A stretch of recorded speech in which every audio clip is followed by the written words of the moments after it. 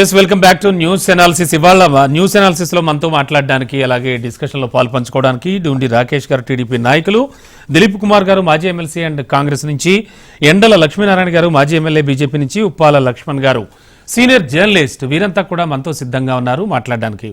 Sir అందరికీ good morning. Of course కొద్దిసేపటి క్రితం ఒక విషాదాంత వార్త ఒకటి విన్నాం మనం. ఈనాడు సంస్థల అధినేత అలాగే మీడియా దిగ్గజం రామోజీరావు గారు కన్నుమూశారు. టోటల్ మీడియాలో చేస్తున్న వాళ్ళందరికీ కూడా ఒక రకంగా ఇది చాలా విషాద వార్త అని చెప్పచ్చు. అలాగే ఆయన ప్రముఖ రామోజీ ఫిల్మ్ సిటీ కూడా నిర్మించిన వ్యక్తిగా, అలాగే పద్మవిభూషణ్ గ్రహీతగా కూడా మనందరికీ సుపరిచితులు. అండ్ ఇప్పటికీ కూడా మేము జనరల్గా ఈ న్యూస్ అనాలిసిస్ కార్యక్రమం మొదలుపెట్టినప్పుడు అఫ్కోర్స్ ఎవరు ఏ కార్యక్రమం మొదలుపెట్టినా ఉదయం పూట కానీ ఖచ్చితంగా ఈనాడు దినపత్రికని అందులో ఉన్న హెడ్లైన్స్ని చదువుతూ వాటికి సంబంధించి చేస్తూ ఉంటాం. అండ్ మీడియాలోనే ఎన్నో విప్లవాత్మక మార్పులు తీసుకొచ్చారు. ఒకేసారి 11 లాంగ్వేజుల్లో ఛానల్స్ ప్రారంభించడం దగ్గర నుంచి, అంతకుముందు ఎప్పుడో 1972లో అంతకుముందే దినపత్రికను ప్రారంభించడం, ఆ తర్వాత వివిధ చాలా పాపులర్ సంస్థలను ప్రారంభించడం, ఇవన్నీ కూడా మనం చూసాం sir.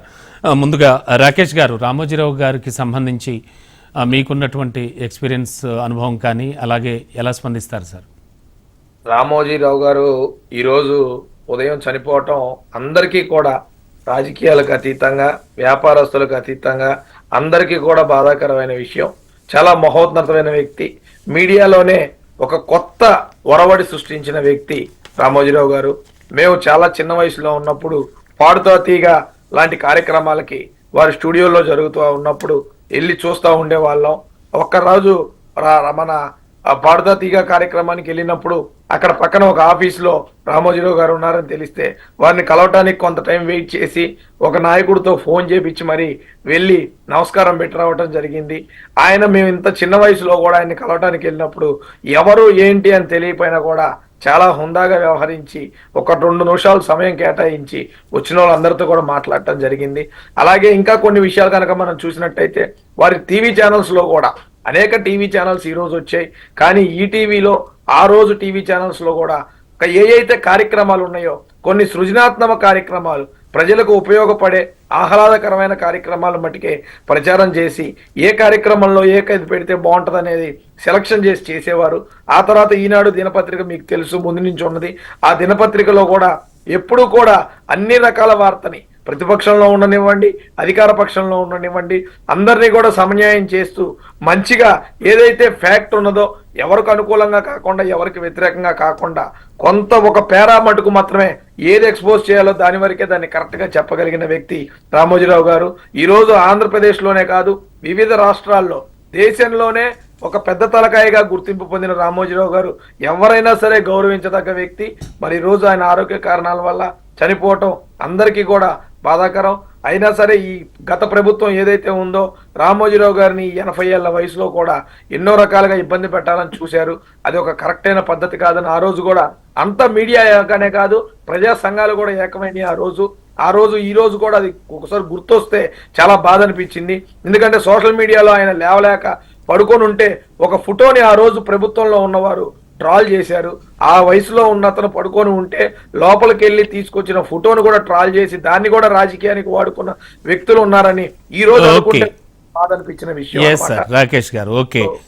And sir Dilip sir ఏదైనా సరే చనిపోవటం అయితే ఒక బాధాకరమైన విషయం. వారి ఆత్మకి శాంతి చేకూరాలని కోరుకుంటాం. తప్పకుండా అండి. సార్ దిలీప్ సార్, మీరు పాలిటిక్స్ లో చాలా చాలా సీనియర్ నేత, చాలా మంచి పదవులు కూడా అనుభవించి వచ్చిన వ్యక్తి మీరు. అండ్ మీడియా అంటేనే ఈనాడు ఒక అంటే రామోజీరావు గారు ప్రతి ఒక్కరికి గుర్తొస్తారు. ఏమనిపిస్తోంది సార్? ఈ ఒక దిగ్గజం ఆయన, అందులో అనుమానం ఏమిటి, మీడియా దిగ్గజం. డెఫినెట్లీ స్టాండర్డ్స్ అనేది మెయింటైన్ చేశాడు ఆయన. మీరే అన్నట్టుగా అసలు ఏ పార్టీలో మేము ఎక్కడున్నా సరే అసలు న్యూస్ పేపర్ అనలిటికల్ గా చదవాలంటే లేదా నిష్పక్షపాతమైన న్యూస్ అందిస్తారనేటువంటి నమ్మకం అనేది కేవలం ఈనాడు మీదనే ఉండేది. మనం ఇంగ్లీష్ పత్రిక వస్తే హిందూ చూసేవాళ్ళం, తెలుగుకి వస్తే ఈనాడు చూసేవాళ్ళం. అసలు మా ఇంట్లో ఇప్పటివరకు ఈనాడు రాని ఈ 30 ఏళ్ల నుంచి ఈనాడు లేకుండా మా పేపర్ లేనే లేదు. సో ఖచ్చితంగా ఆ విధమైనటువంటి ఒక న్యూట్రాలిటీ మెయింటైన్ చేయడం అనేది ఆయనకే చెందింది. అట్లా కాకుండా కూడా ఆయన రకరకాల సంస్థలు, ఆయన యొక్క కింది స్థాయి నుంచి పై స్థాయికి ఎదిగిన విధానం కూడా ఇన్స్పైరింగ్ క్యారెక్టర్. సో అట్లాంటి ఒక కంట్రిబ్యూషన్ అన్నది మనం వెలగట్టలేనటువంటి కంట్రిబ్యూషన్. అట్లాంటి దిగ్గజం రామోజీరావు కంట్రిబ్యూషన్ గురించి ఎంత మనం మాట్లాడినా తక్కువ మాట్లాడినట్టు అవుతుంది తప్ప వారు ఈరోజు మరి అకస్మాత్తుగా మరణించడం అన్నది అది మొత్తం తెలుగు ఉభయ రాష్ట్రాలకు తీరని లోటే, మీడియాకి అయితే ఖచ్చితంగా తీరినట్టు లోటే. నేను ఒకే ఒకసారి వారితో ఫోన్ లో మాట్లాడే అవకాశం దొరికింది.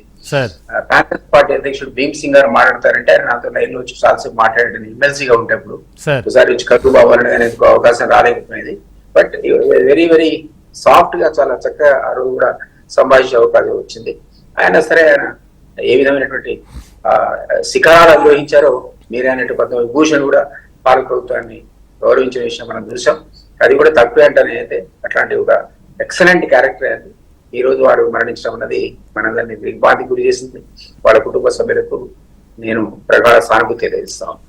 సార్ అండ్ లక్ష్మీనారాయణ గారు, ఒక అత్యద్భుతమైనటువంటి ఫిల్మ్ సిటీ, ఆసియాలోనే అతిపెద్ద ఫిల్మ్ సిటీ ఒకటి మొదటే నిర్మించి చాలా మొత్తం దాదాపు తెలుగు సినిమాలే కాకుండా అన్ని భాషల చిత్రాలు కూడా ఇక్కడే నిర్మాణం చేసుకునేలాగా అండ్ మీడియా దిగ్గజంగా కూడా పిలువబడినటువంటి రామోజీరావు గారికి సంబంధించి మీకున్న ఎక్స్పీరియన్సెస్.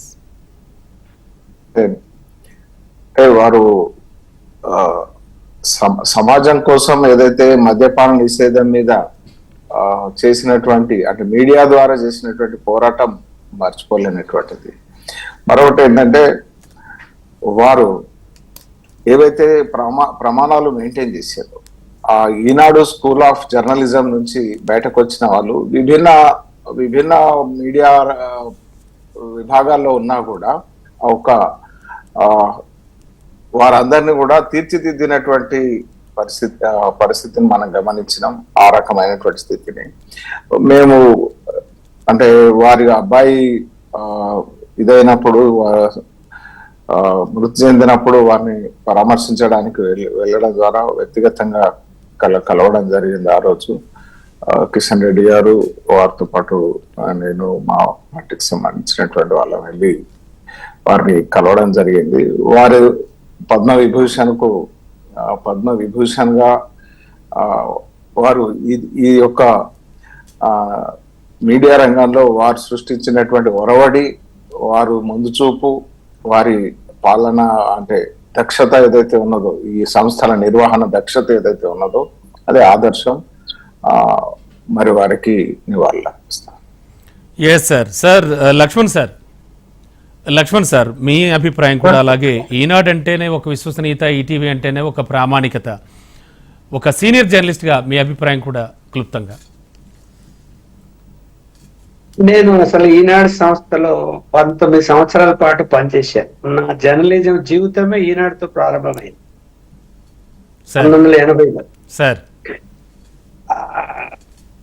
ఎలా అసలు ఎంత నిబద్ధతతో జర్నలిస్టులను ఆయన చేశాడో. ఇవాళ సీనియర్ జర్నలిస్టులందరూ 90% మంది ఈనాడు నుంచి వచ్చిన వాళ్ళే ఉంటారు ఎక్కడికి వెళ్ళినా. అంటే ఒక జీవితంలో ఒక బతుకు తెరువు చూపించడమే కాకుండా జర్నలిజంలో కూడా కొన్ని విలువలు పాటిస్తూ ముందుకు వెళ్ళి పత్రికను ముందుకు తీసుకెళ్ళాడు.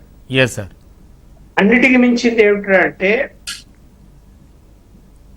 పార్ట్ టైం రిపోర్టర్స్ కానీ, లేకపోతే స్టాఫర్స్ కానీ, లేకపోతే ఎంప్లాయీస్ కానీ, లోపల పనిచేసే వాళ్ళకి కానీ. సార్ మ్యూట్ లోకి వెళ్ళింది మీది, ఒక్కసారి చూడండి. ఇవ్వని పరిస్థితి ఈనాటికి లేదు సార్. అనేక మీడియా సంస్థలు శాలరీలు ఇవ్వకుండా ఇబ్బంది పెడతాయి, కానీ ఆయన నాకు ఆ రోజు మనీ ఆర్డర్లు వచ్చాయి అప్పట్లో నాకు. 30 తేదీ వస్తున్నదంటే ఏం ఆలోచించాల్సిన పోస్ట్ మ్యాన్ ఆఫీస్కి వచ్చేసి ఉంటాడు. ఒకవేళ ఆదివారం వచ్చితే 29 వచ్చేస్తాడు పోస్ట్ మ్యాన్.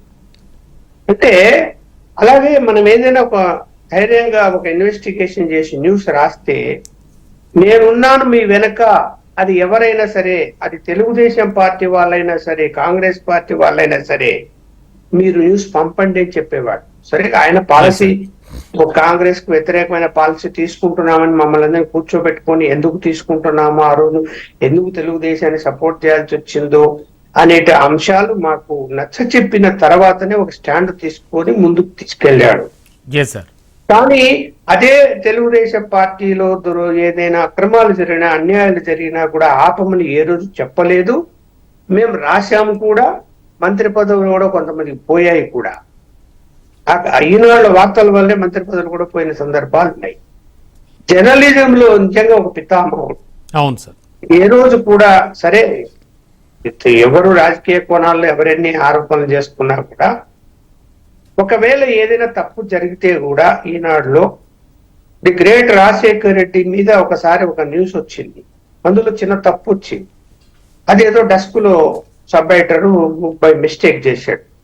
దాని మీద రాజశేఖర్ రెడ్డి ఆవేశం వచ్చి లీగల్ నోటీస్ ఇచ్చి కోర్టులో కేసు ఫైల్ చేస్తే, లేదు మనం తప్పు చేశాము, కోర్టు వరకు వెళ్లాల్సిన అవసరం లేదు, ఆ తప్పును దిద్దుకుంటామని మొదటి పేజీలోనే ఆ తప్పును దిద్దుకొని వార్త ప్రచురించాడు.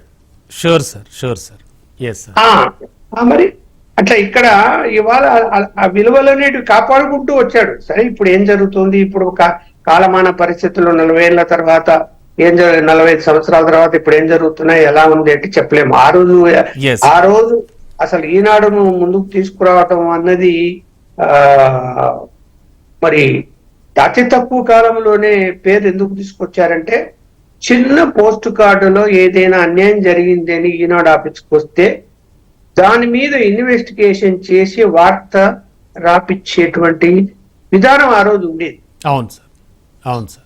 ఇవాళ సరే ఎలా ఎలా ఎలా నడుస్తున్నాయి, ఏం చేస్తున్నాము అనేది మనం ఇప్పుడు చెప్పుకుంటే బాధ కూడా ఉంటది ఇప్పుడున్న పరిస్థితులు. అవును సార్, అవును సార్. ఏదైనా వారి యొక్క మృతి పట్ల నేను తీవ్ర ఆవేదన చెందుతూ సంతాపాన్ని తెలియజేస్తాను. తప్పకుండా సార్. టోటల్గా ఒక రకంగా చెప్పాలంటే ఒక యాంకర్గా నేను కూడా తొలుత అక్కడి నుంచి పనిచేసి వచ్చిన వాడిని అండి, అక్కడే ఓనమాలు దిద్దుకున్న వాడిని. నా కుటుంబ సభ్యుల తరపున, నా తరపున, అంతేకాకుండా హెచ్ఎంటీవీ క్రూ తరపున కూడా శ్రద్ధాంజలి ఘటిస్తూ ఉన్నాం, అశ్రు నివాళి ఘటిస్తూ ఉన్నాం, చెప్తూ ఉన్నాం.